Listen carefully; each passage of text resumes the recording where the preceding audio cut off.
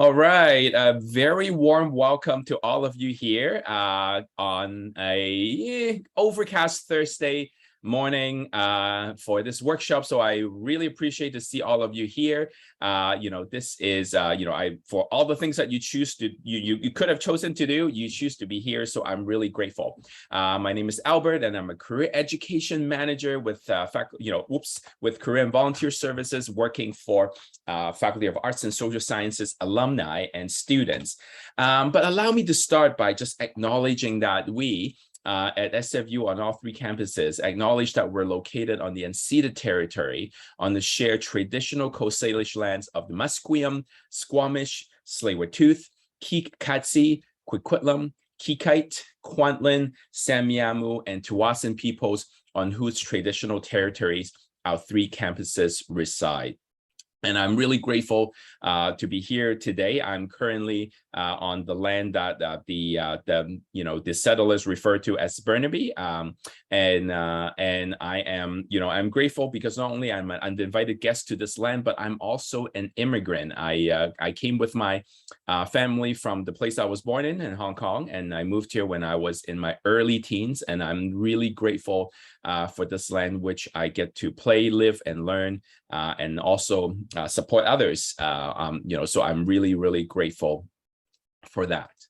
And today, again, thank you for being here. But before we go any further, I thought this would probably be a good time to introduce our team. So maybe I'll just, because I kind of introduced Alice already, but Alice, why don't you unmute yourself and introduce yourself, and you can pass it on to the other two wonderful people when you're done. Sounds great. Yeah, thank you. So my name is Alice. I'm an online curriculum and program assistant for Career and Volunteer Services. And so I work under Albert's portfolio, and I'm really excited to meet you all and be here as well. I guess we'll pass it to Carmen then. Okay, thank you, Alice. So I'm Carmen. I'm the communications officer at the Department of Economics. You've probably seen some of my emails, the newsletter, and the social media stuff. So Azam. Hi, I'm Azam. I'm an advisor in the department. Some of you might know I work with not only the undergrads, but the graduate students as well, both MA and PhD. We do a lot of alumni stuff, and I help coordinate these events with Carmen. So I'm just really happy that Albert and Alice are here, because I think this type of workshop, as opposed to you going to career services is coming to us. So it's really valuable, and we have a small group here. Take advantage. Thanks.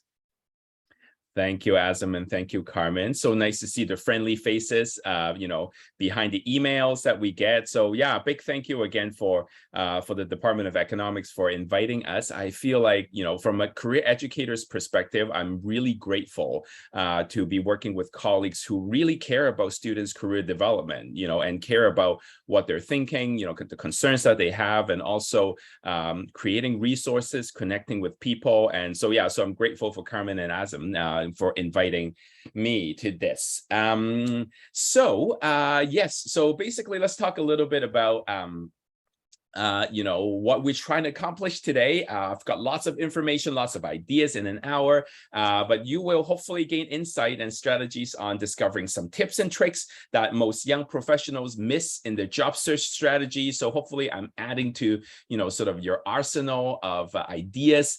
So you feel like there are more, tricks and resources that you can use in your job search. Number two, enhance your ability to connect and network with people in your field without feeling intimidated, because I know this whole notion of connecting with people could be pretty, could be something heavy for all of us, right? So hopefully it'll give you some ideas, and also tap into an online resources to up your game in job search. So yeah, so throughout the whole hour, I'll be dropping, a lot of resources and doing some demos, and Alice will be so kind to keep dropping the links in the chat. But if you feel like, but just in case if you miss a thing or two, fear not, all the slides will be available to you. Carmen is really kind to share the slides with all of us afterwards, and all the links will be embedded so you won't miss anything. And, in case if there's anything come up too, you're always welcome to email me. So we'll just sort of keep the information going, and you will see that in the chat and in the slides afterwards. So just a little bit of how our day is going to be going. We're going to just talk about this notion of job search from the employer's perspective. We wanted to hopefully give you some ideas to sort of level up your tools and strategies and find ways to sort of optimize your strategies. So I want to emphasize that we have an hour together. So towards the end, we'll have some time for Q&A. However, if you have seen the event description, I will be sticking around for half an hour, if not more, after the session is officially done and the recording turned off, to have what I call an Ask Me Anything session. So if the questions that you have about your situation is not really covered, or it's a different topic, you can feel free to stick around where we can have a casual conversation on that afterwards. And it's strictly optional. You're not obligated to stay, but if you have any questions, I will be sticking around for another half an hour to cover that. So just so you know. At the same time, like I was telling, I would love to make this a session as interactive as possible. I've got lots of information, but I'm also concerned that, hey, it's one thing for me to share with you all kinds of ideas and strategies, but I would much prefer if I can address your concerns, your questions that you have right now. So in order to do that, I'm choosing to use Slido, because Slido is great because it's anonymous, and it also keep things interactive. So we'll be using Slido on the side. So if you have a phone, or a device in the background, feel free to go to slido.com. In about a slide or so, I will be start asking a question. You will see basically, it'll ask you for the hashtag. So put in econ, job search, and you will be directed to this particular conversation. You will see on one section, there will be a Q&A section where you can drop in your questions anytime. So even though there is a Q&A at the very end, I will keep this window open on the share screen so that as questions come in, I'll acknowledge that either I'll address it right away because it's something that I'm talking about at the moment, or I can address it, or I can say, hey, this is coming up, so stay tuned. So this is my way to make sure that, if you have any questions and concerns on your mind or clarifications, I can address it pretty much right away. And we'll also have some interactive questions just to see where folks are at. So again, Slido.com, using the hashtag econ job search, or if you want to use the QR code, there are lots of ways to get there. And thank you also, Alice, for dropping the link in the chat. All right, so this is the first question. Actually, before this, let me just do, I know that, we have a relatively small group, just kind of see where we're at, okay? So using your reaction, using your reaction button, I think you can use anything, from thumbs up to heart to whatever smiley face. So I want to know, put up in some sort of a emotion or sort of reaction if you already have graduated, meaning that your courses are done, you might have just done your convocation last week, or maybe it's coming in the fall. Put up your, if you can do a little reaction button if you have already graduated. All right, thank you, Dennis and Carmen. Good, and thank you. So, just to double check, if you are getting very close to graduation, again, your definition, right? It doesn't have to be like, is it 90 units or 110 or whatever. Your definition, if you feel like, I'm really close, put up a reaction in your chat. So I know that you are getting really close, okay? All right, okay, a few of you, okay, excellent, thank you. And and I appreciate that, because I think whether you have already graduated or you're about to be, some of the things that we're talking about in job search is really applicable. I know that for those who have graduated, perhaps your timeline might be a little tighter, so I acknowledge that. But in terms of the strategies and approach, hopefully it will be applicable to folks whether you have graduated or not. So, but I also acknowledge that job search, ideas, strategies, resources is one thing, right? But it is also packed with emotions, the highs and the lows, and the anxiety and the excitement. But again, I don't want to assume that, what I've heard from other students is what you are going through right now. So I just wanted to, this is a good way to sort of start our interaction. Well, we kind of started already. So on your Slido, hang on a second here. On your slide, though, the first question that I'm asking us is, what emotions are you experiencing in job search? It could be right now, it could be something, that you've experienced in the past. Again, it's completely anonymous, but would love to get your input on that. You can put in, an adjective or two, a little phrase. This word cloud is really flexible. So, again, completely anonymous, so you can type it in. I just want to give 15, 20 seconds. There's no rush, and just want to see where folks are at.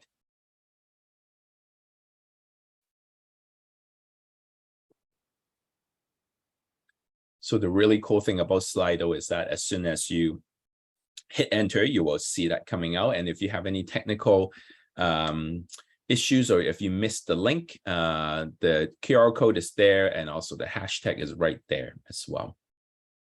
Oh, I forgot to click show results. Okay, thank you. And you can put in more than one response, I forgot to say. So wow, like surprise, surprise, right? Anxiety being a huge one. And I definitely hear you, right? It's so mixed, even though for many of us, we know that we are wrapping up a life, a major milestone in terms of your degree, but there's also this uncertainty, and in the future that really raises the anxiety, right? I also see some words are frustration, sometimes horror. I love that. Again, right, no sugarcoating it. Sometimes it's just like, oh, there's so much going on in my head. Frustration, absolutely, right? I also see, on the other hand, excitement, curiosity, right? This sort of, it is really mixed. And so sometimes I, definitely want to acknowledge that you want to hold space for both. It is frustrating, and there's also a lot of anxiety. On the other hand, there is a little bit of excitement, probably not a whole lot, and curiosity. So, just holding space for all that. And I just want to say that if you are going through, or if you're experiencing some, if not all of these emotions, guess what? You're just a human being, right? I think, even though I'm supposed to be coaching folks, other people on job search, guess what happened when I apply for jobs, right? Like I see all this times 100 in myself as well. So what my hope is that part of it is being in this small community. I want to let you know that you're definitely not alone. And as a career educator, all I wanted to maybe perhaps is to give you some ideas, some strategies, so that even though it might not completely take away sort of the anxiety and the frustration, but it does empower you to have to sort of shed some light into your situations. Hopefully, hopefully it becomes a little bit more manageable for you. So thank you so much for sharing that. And go back to the Q&A window. So if you have any questions and answers as I go, keep them coming. So needless to say, I don't know if you are familiar with this term, 80,000 hours. Essentially, this is somebody say, hey, in our life, as a human being or as a working person, we spent 80,000 hours in our job, right? So it's basically pointing out the fact that, given all this amount of time, are you in an area that you enjoy, that you like, that brings out the best of you, that aligns with who you are as a person and what you care about? Or is this something, where sort of sometimes you feel like being like a fish out of the water, right? So this is something to think about. At the very beginning in your job search is what you're about to go in. How do you feel about that, right? And, obviously this is a great little graph or design from Instagram, from this person called Liz and Molly. Sorry, I can read it sideways. And this is really cool because it talks about sometimes we only looking at the way, we measure success as just, it's all about the job title and it's all about how much money you make, right? But in reality, again, the pie for you might be different, but besides job title and salary, could there be also your mental health, your physical well-being, or liking what you do, or free time? Again, this is just an example, but something to think about is, is it a more holistic way of looking at your life well-being, but also able to support your sort of standard of living, and be able to do what you want to do. So they're looking at it in a more holistic way, right? So yeah, so this is, we might not be able to dive into it too much, but just got us thinking about, what is it that we want to do with the rest of our life? What do you consider success? Something for us to think about as a start. But allow me to talk a little bit about, sort of setting up of what we're talking about, through this little sort of pseudo, this story called, Jane and Tiffany, right? So basically, Tiffany is a recent startup company, and in the in an industry where she is looking for a new data analyst, right? And so she's like, well, because this is a small company, it was just the two founders, they're looking for a new data analyst. They're like, how do I go about in hiring? So she's like, okay, I need to write a job description. And she feels really overwhelmed because, once she put up a job description, she may get lots of applications. So she's wondering, and she talked to her co-founder, Nicola, and just talk about like, hey, how do we go about in hiring this new person? And lo and behold, Nicola just thought about, hey, I was just at this event, the, economics alumni night, and I remember meeting somebody who asked me some really good questions. Her name is Jen, and and Tiffany like, oh, who are you talking about? And so Nicholas like, oh, we connected on LinkedIn. Let's take a look at her profile. And and they both sort of looking at this person. I'm like, oh, okay, this is really interesting. Recent grad, really interesting background. And then so what they did is they send a message to Jen on LinkedIn and say, hey, would you be interested in just having a conversation, right? And fast forward or that, that conversation of getting to know each other became a job, became a conversation about the job, and, and Jen lands the job, right?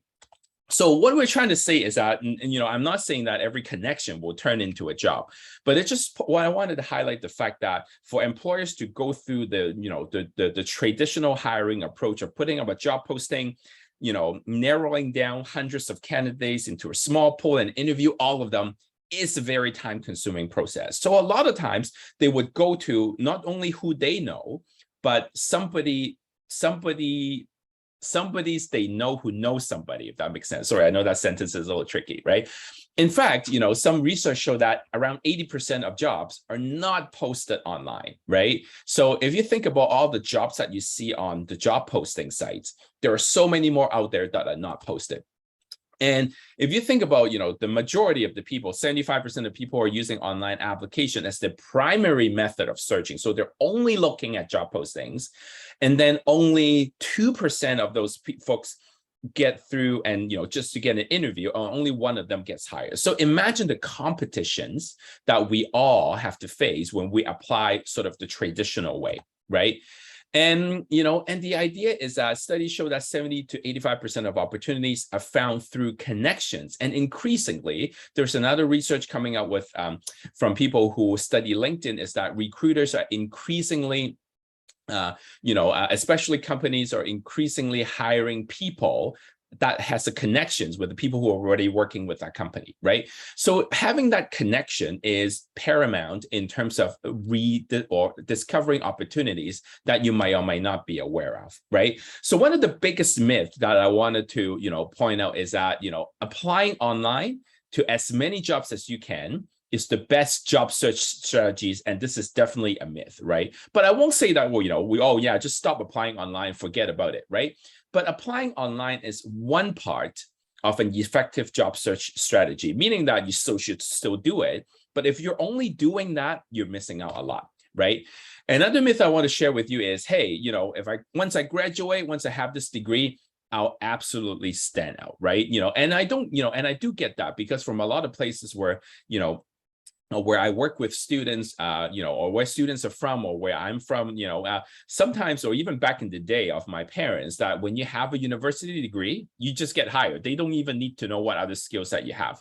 But, but in reality, is that yes, your degree and your education is a huge part of it, but it's not but you are more than that, right? In terms of you as a candidate will be evaluated or assessed in a more holistic manner in terms of, what are your skills, what are your experience, what are your relationships. So all those things comes into as a holistic sort of combination of who you are as a person. So your degree is a part of it, but you need more than that. So part of it is, if you imagine if this sort of job search journey, I would actually prefer having a picture where it show winding road, because it's not really like a straight road, to like, I don't know, to promised land or whatever. But the idea is that as you embark on this journey, focus your time and energy in identifying perhaps organizations that you want to work for, employees that you want to work for, or, at this point, if you have yet to research and know exactly, organizations that you're curious about, but also think about what challenges you want to work on, right? Obviously different, working for government is very different than working for a private corporation, is very different than working for a not-for-profit, even though your skills would be applicable in all of those places, right? So what is it that you want? Second thing is do a skills audit, right? Think about what you are, what are you bringing to these organizations. And part of it is also getting an understanding of the roles and the jobs that you're looking for. What are they looking for in terms of skills, right? Is there a match? Where is the alignment? So sort of taking a look at yourself and taking a look at, what people are looking for. And last but not least is consider a stopgap approach, right? Sometimes, it's important to continue to build that experience, and you might not get to where you want to be right away, and it's not the end of the world. Part of it is, what are some of the stepping stones or middle places where, if you can't get to what you want to do or where you want to be right away, how can you take sort of lateral movement to gain more experience, to gain more connection, so that it puts you in a position towards places or roles or jobs where you want to be.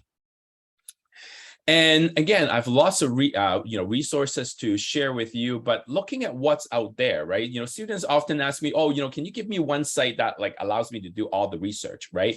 And the way I look at it is that I would much rather give you, 5, 10, 12, because it's all about just having some diversity of information, right? So obviously, Indeed, in terms of job postings, but also if you use Google, and I'm not talking about jobs at Google, but using Google as a search engine to find job postings, this one might not be obvious. So actually, I feel like I wanted to just quickly show you that. So I'm just going to quickly show it here. So sometimes, let's say, somebody is looking at a data analyst, jobs, right, in Vancouver.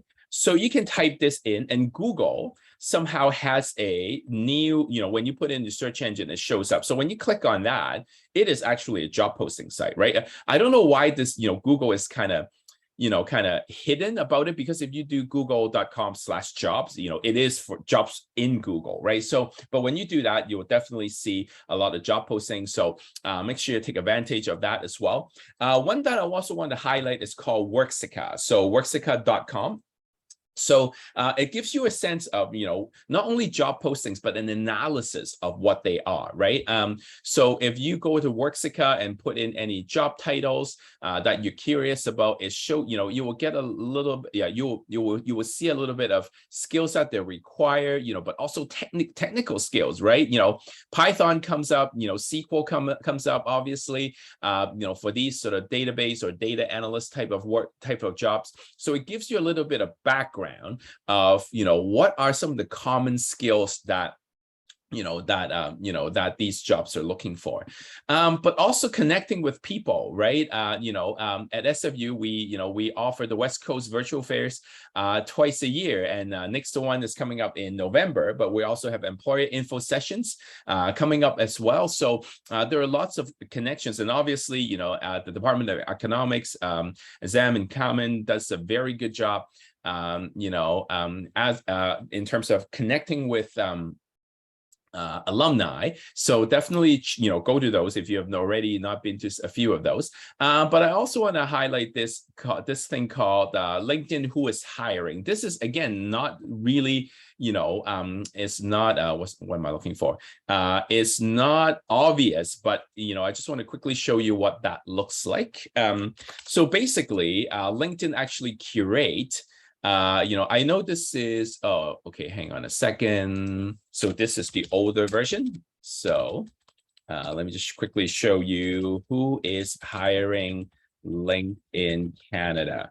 So this one is a little bit more updated. So this is updated a month ago. So if you look at this list is, an editor, from LinkedIn actually compiled this information about different sectors. What are some of the activities? What's hiring? And obviously, for those folks who are interested in the finance, like look at this very long list of companies and organizations and banking groups that are hiring. So do check out some of this, and because again, it might not always show up on Indeed, but some of these sort of updates within the industry, you might find it helpful. And the link I wanted to include, maybe my bad if that link was a little bit outdated. So I am going to drop this one here.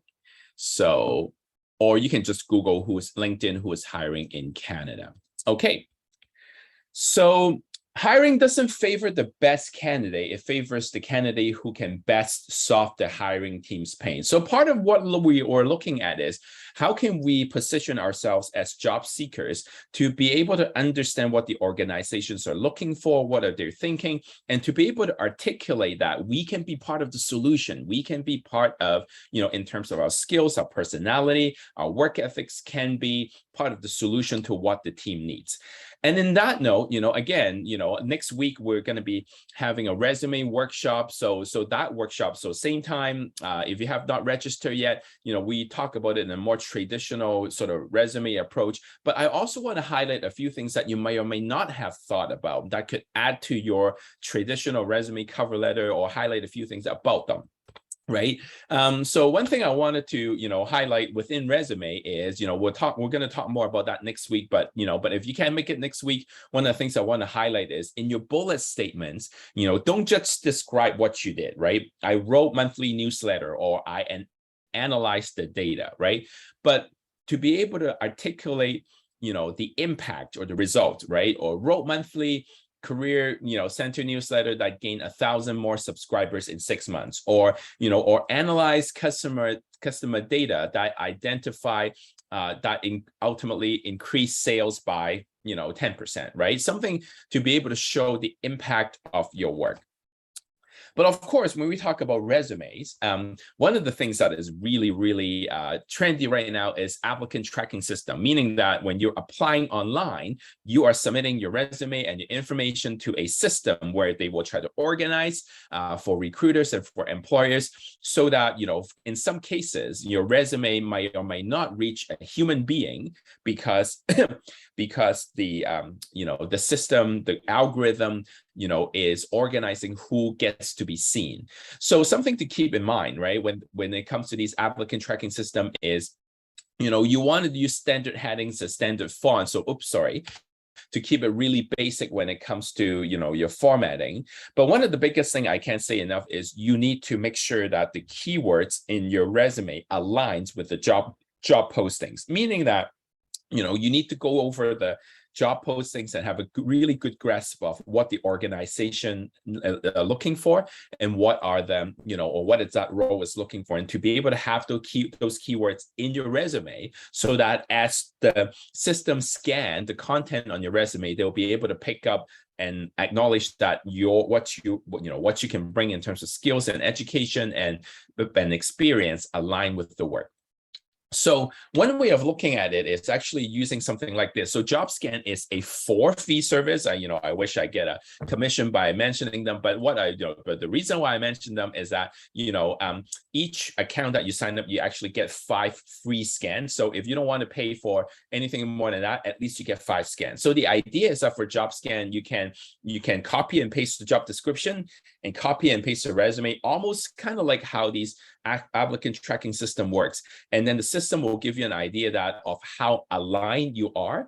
So if if it doesn't match up so well, it will let you know, so that you know that there's some minor tweaks that you can do so that you can actually do better in terms of aligning your resume to a particular job. But at the same time, the good old-fashioned resume, even though it's electronic, it's still a big part of it. So think about, how you can spice things up a little bit, add a little bit of organization so it pops. But again, I mean, depending on the industries and sector that you're in, you don't have to go sort of all out colors and everything. But, but comparing that to sort of like a black and white Times New Roman fonts, there's still quite a bit of room in between to add a little bit of color and and formatting into it. And of course, many of Canva, as a free, you can sign up for a free account and have access to some of those amazing templates, so you can choose for yourself. So definitely you do not have to start from scratch. Another thing that I wonder if you thought about is this notion of portfolio, right? Interesting enough, many people might be saying, hey, like, I am not a design student. I'm not a, student from School of Interactive Arts and Technology. Why would I use portfolio? My argument is that sometimes it's not so much about how good of the work that you do, but can you show the work? Can you give an example of your work? So I was doing a little bit of Googling. I'm like, okay, what about, for example, Azam was telling me that one of the jobs that students are really interested are these sort of data analyst type of work. And I'm like, oh, do data analysts put together a portfolio? And I come across some really interesting article that Alice is going to be dropping the link in there. So check out this article. But the idea is that, this article referred to somebody by the name of Claudia Ten Hoop, and Claudia, as an aspiring data analyst, put together this, sort of portfolio of highlighting some of the work that she had done, in her co-op work and, or in her class, just to be able to showcase some examples of her work as a data analyst. So again, you probably have done lots of projects, lots of, throughout the classes, or maybe you've done co-op and there's some work that you can refer to. How do you collect a sample or samples of your good work, so you can put together some sort of a portfolio so that you can showcase to your future employer or future recruiters that you have the skills to be able to do the work that you do. We're flying over here. I know that we are not able to sort of, dive into a lot of these topics, and I'm highlighting, certain things in different sort of tools. But in case if you do have a specific questions, again, just a quick shout out to, to all of you. If you wanted to put your questions in Slido, you can go to slido.com. In this hashtag, there's a Q&A section. You can put the questions in, and I'll be able to see it on this screen immediately, and I can address it right away. So let's talk about cover letter and interview as well, right? One of the biggest thing about cover letter is that it, because students often ask me, well, in this day and age, do people still read a cover letter after all this information I have on my resume or on my LinkedIn? But cover letter is a really good way to express and articulate your passion. And I know that for many of us, it is really hard, because it's like, well, how do I go about in talking about that, right? So part of it is, think about, why are you interested in this particular role, or in this particular organization, or this particular industry, or this type of role, right? Is there sort of like a personal story, or is there personal something that is unique to you, right? Maybe, maybe it's just this fascination with numbers, or maybe this, sort of passion about, using data, to affect changes or whatever, right? Being able to articulate that in a cover letter is very, very important. So think about how you're able to communicate that sort of personality, that passion through the cover letter. Another thing that is really helpful that I want to share with you, especially in the interview context, is something called the Story Toolbox. And I'm going to call on this particular YouTube video. This video is actually 8 minutes long, but I'm just going to show the first couple of minutes. So Madeleine Mann, this person, Madeleine, who put together this YouTube video, this YouTube channel called Self-Made Millennial, is very good at articulating that, but my YouTube window is frozen. Let me just do a quick refresh, and I'll be able to show that to you right away. So thank you, Alice, for dropping the link there. So we'll watch the first 2 minutes of it, and then you can watch the rest when you're home. There we go. Okay, so let's watch the first couple of minutes. This is Self-Made Millennial. I'm Madeleine Mann. Today I'm going to tell you the best way to answer questions in interviews. I am going to show you examples of before and after using this technique and the steps you can take to apply it to your interviews today. Seriously, if you were to only take one of my interview tips, then it would be this one. And the secret is this. This isn't any old toolbox. This is a story toolbox. And I'm going to teach you about how to put together your own metaphorical story toolbox so that you can nail your interviews. If you only get one thing from this video, it's this. People get jobs from telling epic stories. Let me hammer this into your head. People get jobs from telling epic stories. What most people do when they're, less experienced interviewees is that when they're asked a question like, what's your greatest strength? Or what's your leadership style? They begin to describe themselves. They say that they're a hard worker, a team player, that they're highly skilled. They toss this emotional word salad of what it would feel like to work together, but none of it gets down to, but what did you actually do? According to American psychologist Jerome Bruner, stories are up to 22 times more memorable than facts alone. What that tells me is that if you are not telling stories as often as humanly possible in your interviews, you risk becoming utterly forgotten. I mean, just think about it. When you were in high school and you had history teachers, did you like the one that made you memorize all the presidents in order, or did you like the one that told you all the war stories and told you about how one president got stuck in the bathtub? Now, I don't exactly remember what number President Taft was, but to this day, I remember the bathtub story. So the actual advice here is to go into your interviews with this toolbox of stories that you're prepared to tell. And these stories, you'll find, can fit into a lot of different questions that they ask. Trust me. Let me first share with you a few examples so that you can see the power of the story toolbox. All right. So yeah, like Madeleine just has an amazing way of describing that. And I wanted to share with you an example. So this example actually came from one of the co-op students that I work with. And so Story Toolbox look a little bit like this. Again, I know the words are quite small, but I'll have the slides available. But the idea is that think of some of the questions that you get asked, sometimes they're called behavior-based questions, or basically it's the idea that, hey, can you give me an example when you work with a difficult person, or can you give me an example where you solve a big problem?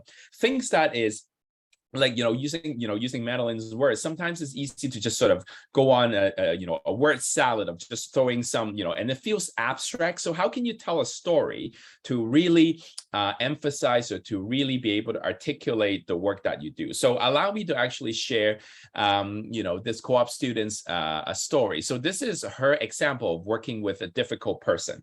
So, before I give that example, so this story toolbox looking at challenge, which means that what is the challenge that you face? What is something, what is the context? What is the background? And then action is, what did you do?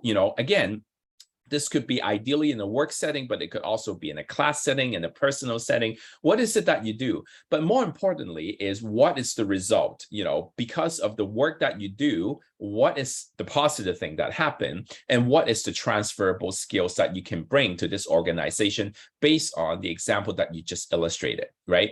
So, basically, allow me to tell this story. So back in the day when this student was working in customer service in a craft store, as a cashier / customer service person, she encountered an older lady who came in, and in the situation where she was paying for her, for her items, somehow the credit card didn't quite work, and the person got seemingly frustrated and angry and start blaming her as the cashier.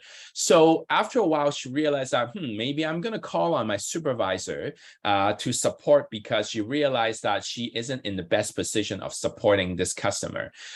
So she was able to inform the supervisor, and then the supervisor quickly assessed. I kind of talked a little bit about that already. So as a result, by inviting the supervisor in the picture, having another person talking to this customer were calming down and was able to call on her husband to come in to pay for the items, and then they were able to leave the store and pay for the items that she bought.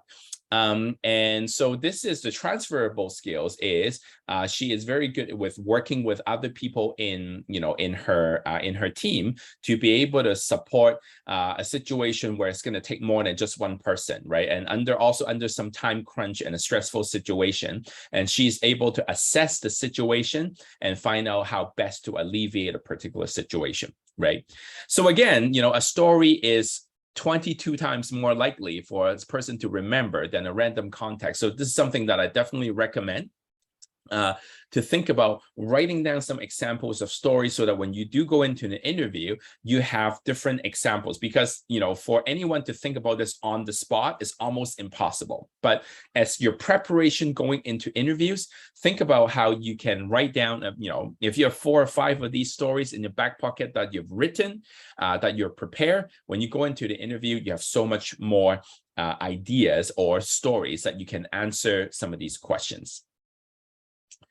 All right, so that's Story Toolbox. But at the same time, when it comes to interview, there is no sort of magic. It's all about practice, practice, practice. So one tool that you might or might not aware that are available to SFU students and alum is this tool called Sfu Interview Prep. Essentially, this is a interview prepping machine. So this is actually not sort of artificial intelligence or anything like that. It's just it's just basically a whole bunch of people have pre-recorded questions, so you can actually go in and practice almost like a virtual interview. So there'll be a video play to ask you questions, and then as you are answering question, the system will actually record your response so that you can go back and watch it. And sometimes, if you are also interested to get some feedback, you can also sign up for an account, record it, and share and book an appointment with Career and Volunteer Services, and we can sort of look in, watch that video together with you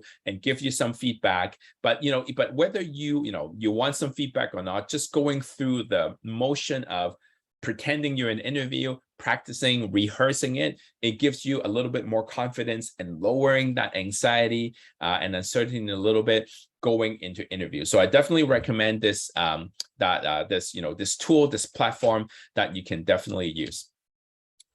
All right, lots of things. And one of the things that I couldn't spend enough time talking about is LinkedIn profile, right? This notion that, but don't get me wrong, a lot of students tell me that when I said, when I ask them, well, are you on LinkedIn yet? They always tell me that, hey, like, oh, I'm just a student, I'm busy. What I'm trying to say is that, some of the things that I'm about to show you later, even if you sign up for an account 5 minutes ago, you can use it. And I always tell students that look at LinkedIn as a long-term investment, meaning that, you might just start now, or you might just have a handful of connections. But as you are, as you started to, connect with people in different settings and things like that, you just sort of slowly build things up so that the connections are going to help you understand the industry that you're going into, the type of jobs that you're going to be helpful. But of course, in this day and age, especially post-pandemic or during pandemic, LinkedIn becomes even more of a tool that recruiters look for in terms of identifying candidates. So obviously it's a live resume. So make sure that some of the content, not only to sort of to update it with all your experience and everything, if you are in a particular, if you are targeting a particular type of job or particular type of sectors. Again, just like what we talked about in resume and about applicant tracking systems, think about all the keywords that keep showing up in all these in these job postings. Are you able to embed and highlight some of these keywords in your summary, in your, in some of the experience? Because guess what? just like any good old search engine, when a recruiter are looking for, candidates, these keywords are going to come up, your profile may come up if you have all the keywords that are aligned with, with what they're looking for. And also your headline and summary are important real estate, right? Make sure that, you use keywords in those headlines as well, so that again, it will pop up when, when people are searching for searching for candidates who are in that area. And, again, I wish I have another half an hour, 45 minutes just to talk about LinkedIn. But, but if you want to learn a little bit more about that, again, SFU, did pay for an online masterclass for students and alum. It's called Land the Perfect Job with LinkedIn. Essentially, this is sort of like a masterclass put together by these two folks called the LinkedIn guys. They used to work for LinkedIn and now they are LinkedIn educators.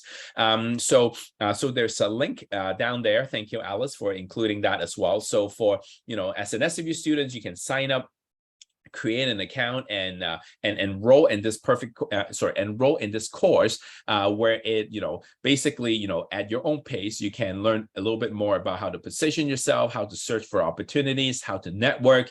Again, this is something that normally, like I guess if you have to pay on your own, it's like $99. I guess that's how the business model works. But we've purchased an institutional account so that every student and alum can access this online masterclass in your own pace. So definitely check that out if you want to learn more about how to use LinkedIn more effectively. And I cannot recommend you enough to look into that. On top of that, there's also LinkedIn Learning. So LinkedIn Learning is a little bit different than LinkedIn, but essentially it's a huge library of online tutorials, right? So again, early on, we talk about sort of, using Worxica to see, what are some of the skills that somebody would need for a particular type of job?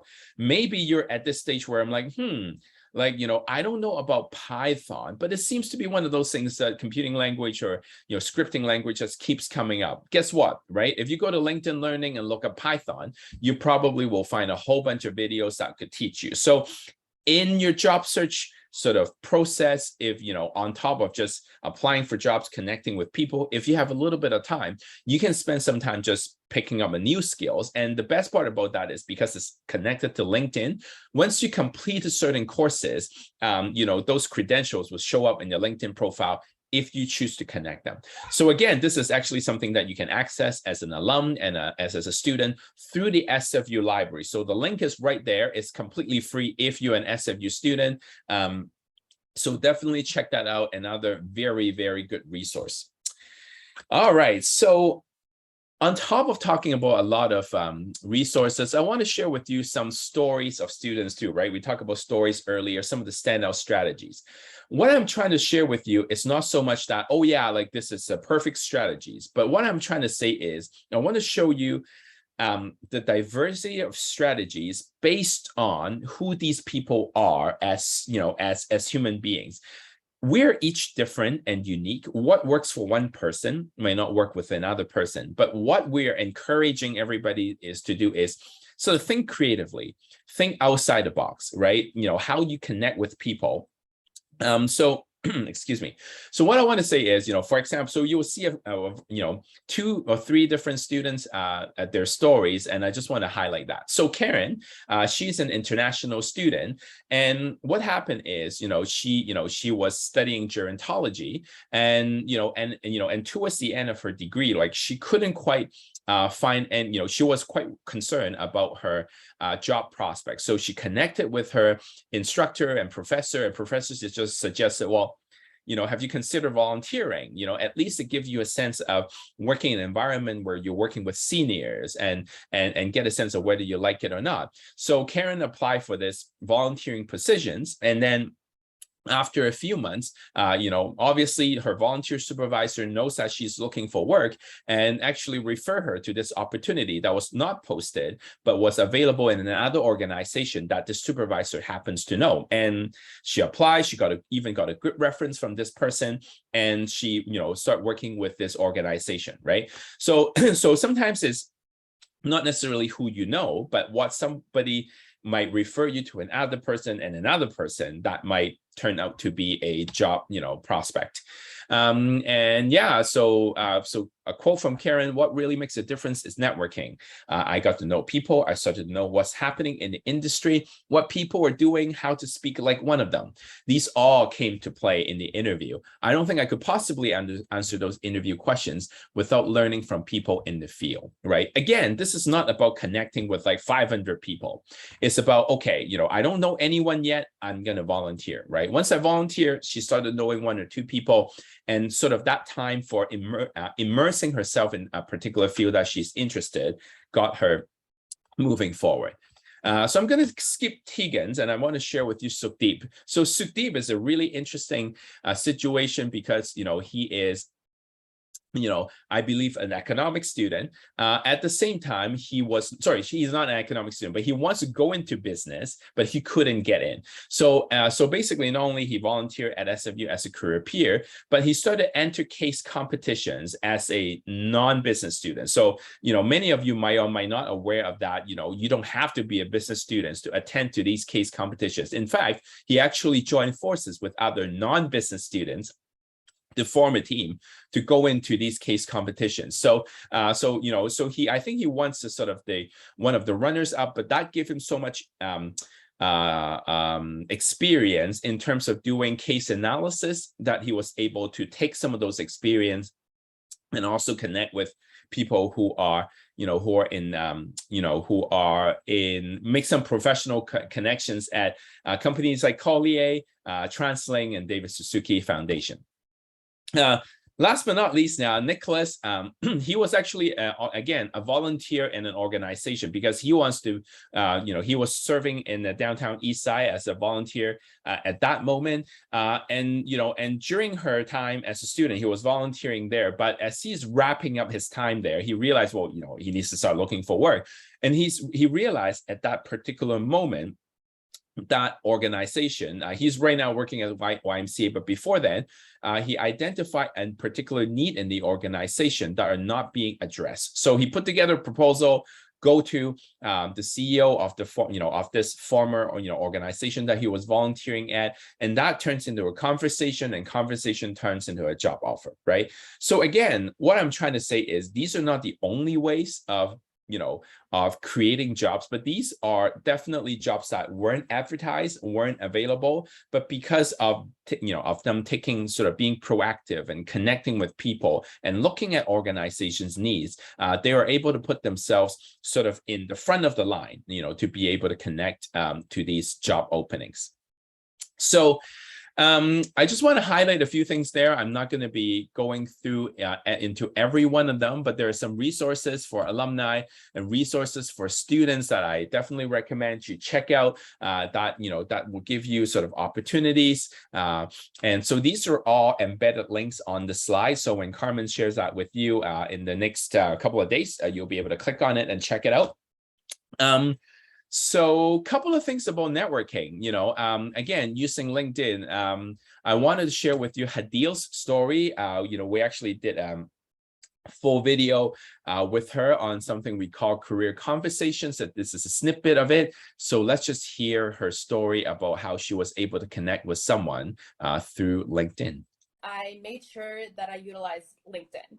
So I know a lot of times throughout the years, people were always like, just use LinkedIn, like LinkedIn's meant for that. And I'd be like, no, like I just rather not, like I'll look at job postings, like I don't have to deal with that. But I reached a point where I was like, okay, like I know that I'm interested in policy. I know I'm interested in international development. So let me go on LinkedIn and look for some people that I can gain inspiration from, that I can learn from. So I started off by just on LinkedIn, I went on to like Global Affairs Canada, and then I clicked onto like the people to like look at certain people that worked there. And I just spent some time, like it was just in between, like when I was watching something or just doing other random stuff, I would just like search through a bunch of people and then look at their profiles. And if I felt like they were doing something that I wanted to do and they had like a similar experience than me, I would just straight up message them. And it's really kind of awkward when you think about like having to message this stranger. But I just thought to myself, like, I want to utilize them as another resource, right? Like they have a lot of insight into what they're doing, how they got there. And it's a good way for me to learn a little bit more.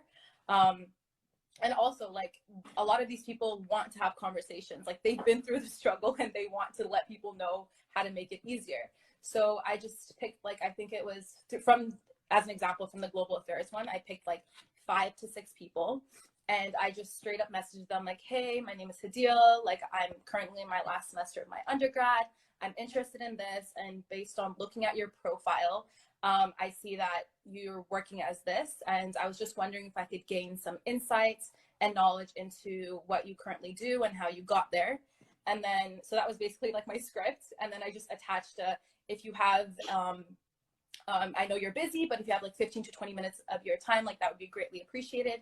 And I sent that out to 6 people. And then I thought to myself, okay, don't take anything personally. Like, not everybody responds, like it's not a big deal.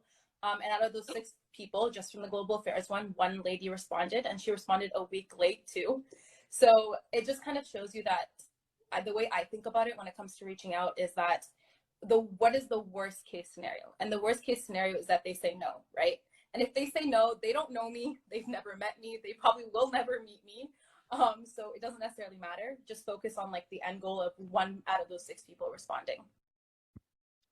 Yeah, I don't think I can articulate any better than what Hadil just did, because bottom line is, what have you got to lose? The worst thing they can say no. And, and bottom line is you haven't lost anything other than taking a few minutes. So you probably wonder, how does she do that? So, and then I want to quickly walk you through this because, so basically, again, like I was saying, this alumni tool, how do you find people or doing something that you're interested? Like I said earlier, even if you just created LinkedIn like 5 minutes ago, you can do this. So first of all, you wanted to go to LinkedIn, and then you search for the school that you're in, right? And once you click on SFU, you will see this little mini menu, and you want to click on alumni, right? And you probably wonder, let me look at specifically my sort of fellow economics grads. So you want, again, there are 141,000 alumni. So you want to sort of narrow it down to find the people that you're interested in. So like, okay, who are the people who, graduated, with economics? And I'm really curious, how many of them ended up, oh, maybe I just want to do, this is probably, let me just shrink this a little bit so you can see this.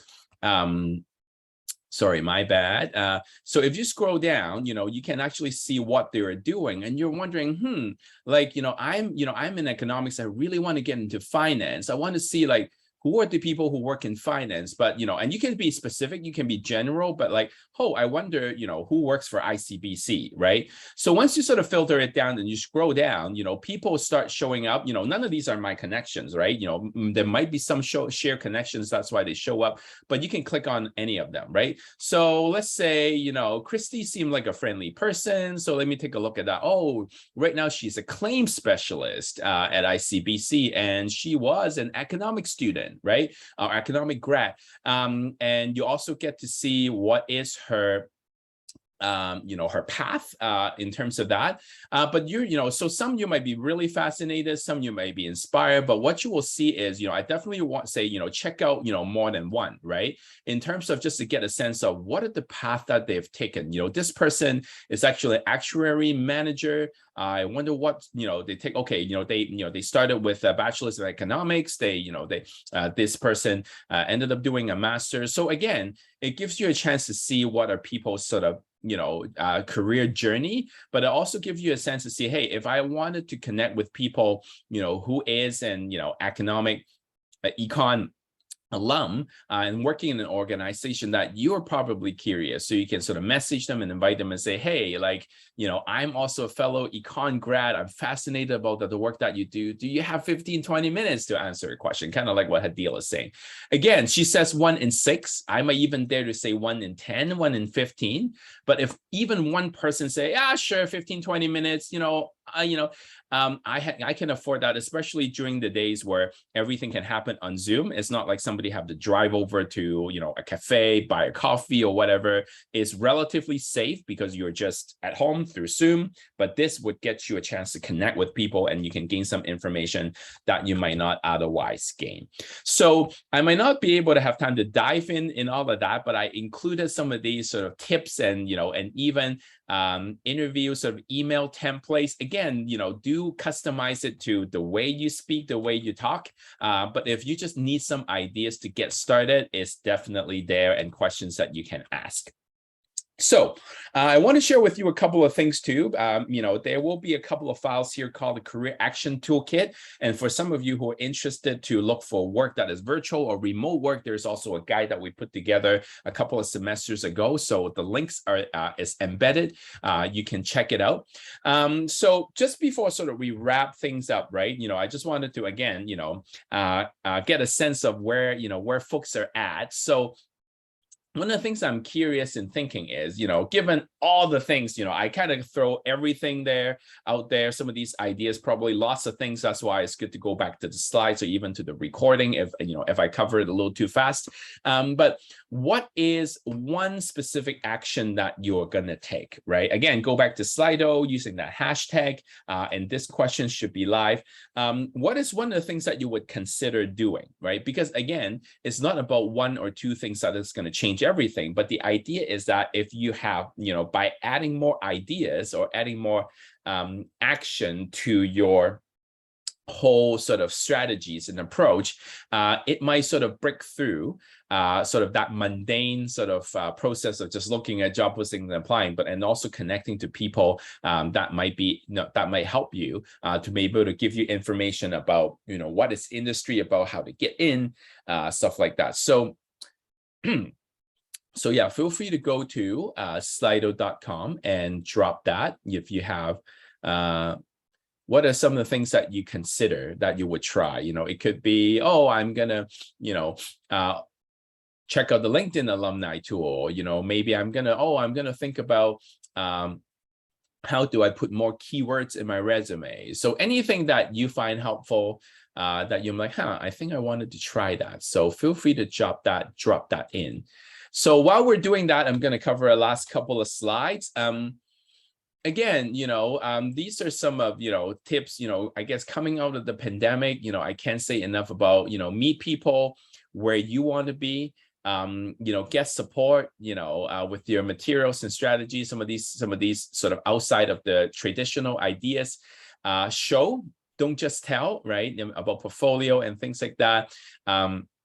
If there's a job you want, find ways that you can do that job now, right? Part of it is what are some of the, some of the skills and experience that you can develop, even if you, what I think what we mean by that is part of how do you position yourself so that you're developing the skills and experience that will one day land the job that you really want, and also adopt a problem-solving mindset. How can you be helpful to the organization in terms of solving the issues that they want? So thank you so much. And I can see still some of you are still typing, but so keep bringing them along. Just want to read that out for folks who are in the video. So add more keywords to my resume and LinkedIn. That's lovely. Looking at revamping my LinkedIn profile, right? Again, it doesn't have to be perfect, right? Part of it is always going to be organic. It's going to be sort of like, you keep evolving as you go. So, so don't feel like you'll have to have a LinkedIn profile that is perfect right from the get-go, but just that. But just to be in, on your radar that, hey, I can always tweak it a little bit better, right? Connect with people on LinkedIn and create a portfolio, right? Great idea. And again, right, it's all about show, not tell. If you can have a way of showing projects and what you can do, this is always great. So thank you so much for some of these suggestions. Keep them coming. I'm going to keep moving through these slides. This is another great quote that I really enjoy, and hopefully it will resonate with you as well. So if you want to go fast, go alone. But if you want to go far, go together. And I can say emphasize enough that this job search process, depending on your situation, spin on timing, for some people, it's a few weeks, it's a few months. For some people, it could be months, right?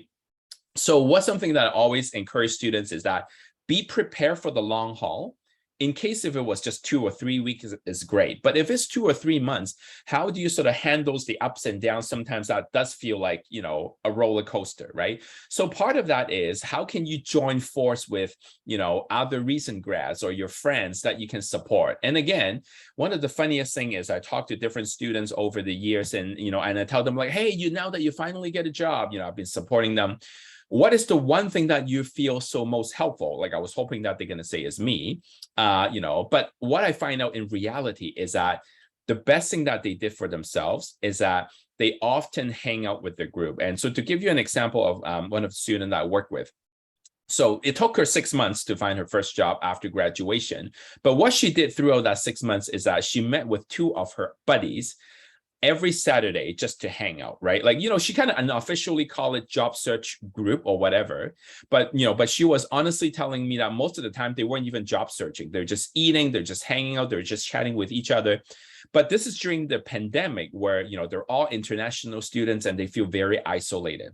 So that, you know, Saturday morning when they hang out together become their support group. You know, they're able to say, yeah, like it sucks. Yeah, like I sent out a whole bunch of job postings, you know, I mean, applications, I didn't hear back. But that became such a support group that just keep her moving forward. And of course, you know, occasionally they'll also talk about job search ideas and strategies that they learn from workshops, they learn from working with a career person.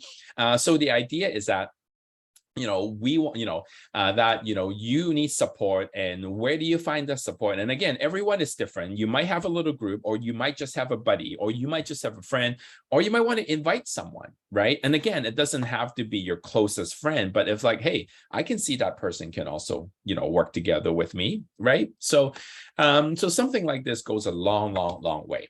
So, but I also want to acknowledge that at the end of the day that, you know, it could be a very emotionally heavy and strenuous sort of journey. So if you are, you know, if you currently is still an SFU student, you have all the support, again, you'll get the slides. But for those of us who've just graduated, there's also resources in the community that if you feel like you are having a really rough time coping it, you know, again, you know, just to be able to put yourself in a position where you can sort of be productive in your job search. Seek out, get support, because you are not alone. And again, speaking about you're not alone, right? Even next week alone, there are 2 workshops. So I mentioned about the resume and cover letter workshop next week on Thursday, same time here. I'll be back together with Alice and, you know, and Carmen and Azam will be there. And also there'll also be a workshop that we offer to all students called Career Building for Change Makers.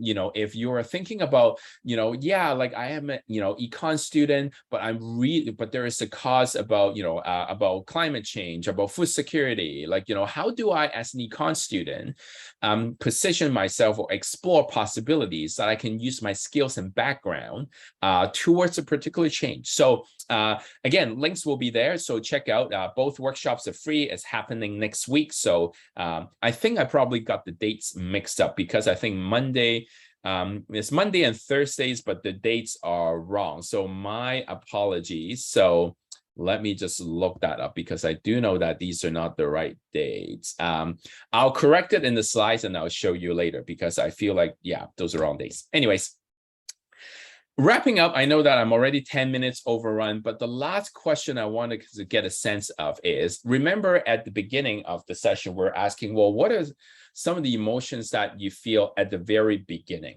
Right. So, you know, just as a wrap up, you know, I want to get a sense from the group, you know, the few of us, what are 1 or 2 words that you want to describe how you feel as a result of attending this session, right? Again, make no mistake, I'm not expecting that, oh yeah, like all the anxieties are gone, all the frustration disappeared. No. But just even if it's sort of this tiny little bit of small change that you have experienced. So at the end of this, what is, you know, how you feel using 1 to 2 words? So let's see the word cloud. More confident. That's excellent to hear. Hopeful. Excellent. Supported.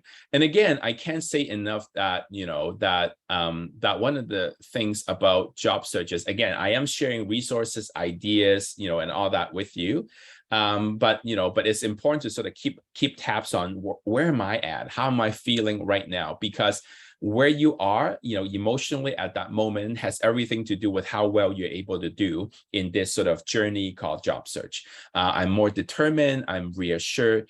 Oh, thank you so much. Like, I really appreciate these words because, again, even though I don't get to know you sort of personally, but I really feel that, I really hope you can get the message that you're not alone, and all graduates experience that. So join forces with other, with your friends, with other fellow grads to do it together. It's a long way. We can support each other, even though sometimes it does feels like very alone. So again, let me keep going back to this Q&A section here. You can drop your questions there if you like. You can also mute, but what I'm trying to say is I'm just unmute to say your questions. But again, connect with us. You can book an appointment with me or any of my colleagues at Korean Volunteer Services simply by email careers@sfu.ca.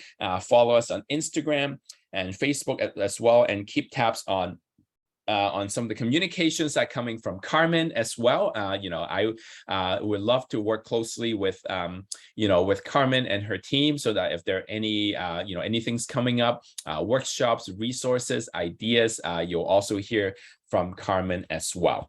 So on that note, I'm just going to stop the recording so that if anyone wants to unmute themselves and ask questions, they can do that. So I am going to stop right now.